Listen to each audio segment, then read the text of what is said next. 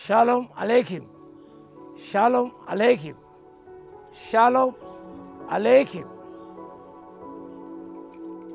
Topic for today, a new cart.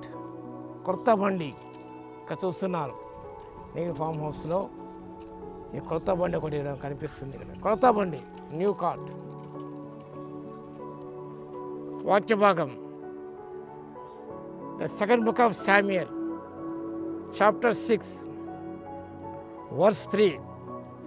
సమూయేలు రెండవ గ్రంథం 6వ అధ్యాయము 3వ వచనం. వారు దేవుని మందసమును క్రొత్త బండి మీద ఎక్కించి గిబియాలో ఉన్న అబీనాదాబు యొక్క ఇంటిలో నుండి తీసుకుని రాగా, అబీనాదాబు కుమారులు ఉజ్జాయును అహోయును ఆ కొత్త బండిని తోలిరి. దేవుని మందసమును క్రొత్త బండి మీద ఉంచి తీసుకుని రావడానికి దావీదు ఆశించి ఆ ప్రయత్నంలో సఫలీకృతులు కాలేదు. ఎందుకనగా 6వ వచనం, నాకోల కలం దగ్గర వచ్చినప్పుడు ఎడ్లకు కాలు జారినందున ఉజ్జా చేయి చాపి దేవుని మందసమును పట్టుకొనగా యెహోవా ఉజ్జా మీద రగులుకొనెను. అతను చేసే తప్పును బట్టి దేవుడు ఆ క్షణం అతను మొత్తగా అతను అక్కడనే దేవుని మందసం వద్ద పడిపోయాను.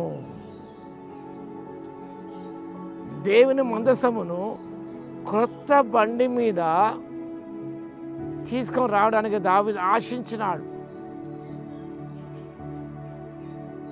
అది చాలా పొరపాటు. Against the commandments of God. సంఖ్యాకాండము 4వ అధ్యాయము 14, 15, 16 వచనం చదువుకున్నట్టయితే ఆ అధ్యాయంలో యెహోవా మందసమును యాజకులు లేవీయులు కహాతీయులు దాన్ని మోయవలెను. Carry the ark of covenant on their shoulders, not on the new cart, not on any conveyance. వేరే దాని మీద తీసుకుని వెళ్ళడానికి వీలు లేదు. It against the word of God, against the commandments of God. ఈనాడు కూడా సంఘంలో క్రొత్త బండి లాంటి క్రొత్త పద్ధతులు ప్రవేశిస్తున్నాయి. చాలామంది కూడా ఈ క్రొత్త పద్ధతులకు ఆకర్షితులవుతున్నారు, కొత్త సిద్ధాంతాలకు ఆకర్షితులవుతున్నారు.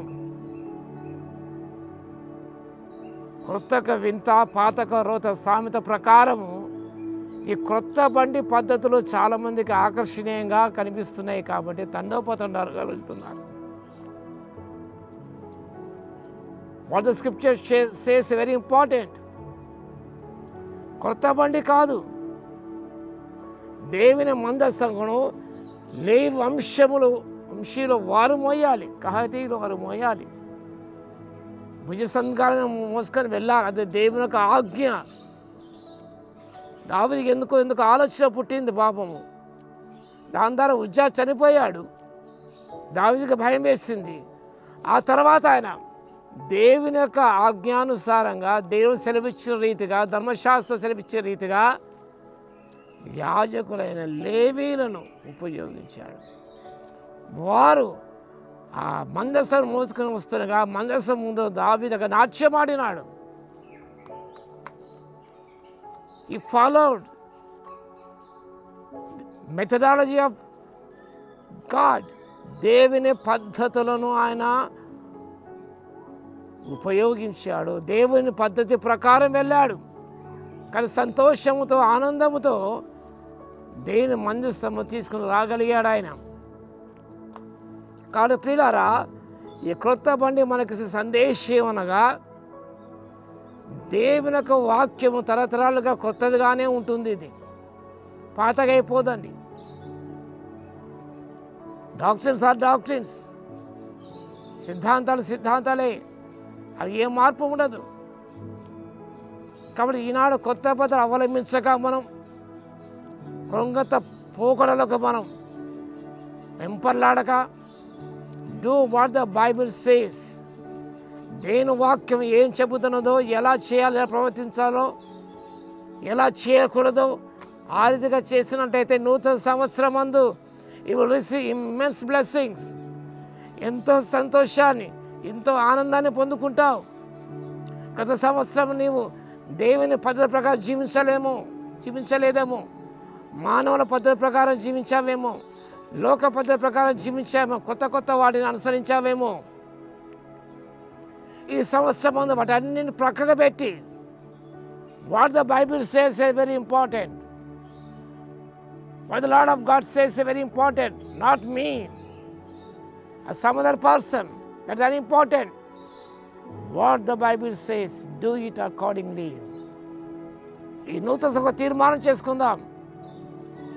దేవుని యొక్క వాక్యానుసారంగా జీవించడానికి, దేవుని పద్ధతులు పాటించడానికి మనం పూనుకుందాం. ఇశ్రాయేలీయులు దేవుని పద్ధతి ప్రకారం ప్రయాణించారు కాబట్టి వారు వాగ్దానమును ప్రవేశించగలిగారు. కాబట్టి మనం కొత్త పోకడలకు మనం తావివ్వక, చోటివ్వక, దేవుని పద్ధతులకు చోటిచ్చి దేవుని పద్ధతి ప్రకారం, ఈ పద్ధతి ప్రకారం జీవించే వారికి ఇశ్రాయేలుకు సమాధానం ఉన్నగా గళితీయులు రాసిన పత్రికలో పౌలు 6వ అధ్యాయం చివరి వచ్చిన ప్రస్తావించాడు. కాబట్టి ఆ రీతిగా మనం దేవుని వాక్యానుసారం జీవించడానికి పరిశుద్ధాత్మ దేవుడు శక్తిని దయచేయునుగాక. ఆమేన్. కృపాభరితుల యేసయ్య మీ స్తుతి స్తోత్రాలు చెల్లిస్తున్నాం. కృత పద్ధతులు అవలంబించుకున్నాం. బైబిల్ పద్ధతులను, మీ పద్ధతులు, మీ సెలవిచ్చిన ప్రకారం ఈ నూతన సంవత్సరం ముందు జీవించటకు, వాటి అమలు చేయుటకు, వాటి అవలంబించుటకు నాయన ప్రాక్టీస్ చేయుటకు, తద్వారా ఎంతో సంతోషాన్ని, ఆనందాన్ని పొందుకోవడానికి కృపని ఇవ్వగలందుకు మీకే స్తుతి స్తోత్రాలు చెల్లించుకుంటూ యేసుక్రీస్తు పరిశుద్ధ నామములో ప్రార్థించి వేడుకొంచున్నాము తండ్రి. ఆమేన్.